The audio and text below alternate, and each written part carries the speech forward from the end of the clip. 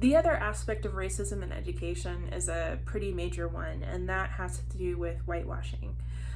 In other words, the materials that students are exposed to in public schools, the textbooks, the curriculum, are very much marketed for a white majority audience. If you've ever heard the phrase, history is just a bunch of old dead white men, that's what we're talking about. We're talking about history kind of, at least in the curriculum or the textbooks, pushing one particular narrative that focuses on white people and ignores and downplays and sometimes erases the contributions of non-white folks and the oppression that non-white folks were subjected to.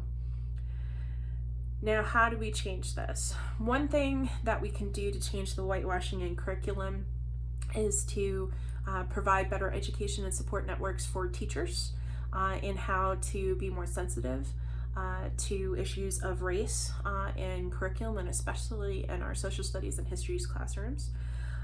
We can also make change through your elected officials. Every state has a school board, board of education position, and those are elected positions. So when you go to the ballot, for example, I live in Texas, the state of Texas, we have some positions that are up in this November election for a state board of education. And those people are the ones that make decisions on the textbooks, on curriculum standards. And so it really does matter who you elect to those positions of power, especially in Texas, because in Texas, since we are such a big state, the decisions that our state board of education makes have ripple effects across the United States because we are such a huge market for textbook publishers.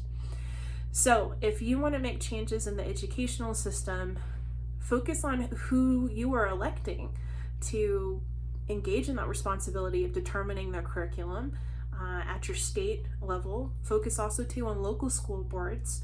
Local school board elections are really important in terms of funding priorities and other kinds of things, and support teacher education on these issues. We have a teacher shortage in the nation, which means that a lot of folks have to go through emergency certification. They don't do the full-blown undergrad curriculum and education, which is, something that, again, we need to fix funding and education of teachers, but we also need to make sure that even folks who don't go the conventional route of an undergrad degree in education, who end up being an educator, still have access to professional development opportunities and further education to try to decolonize their curriculum and try to minimize that whitewashing issue that we see all the time.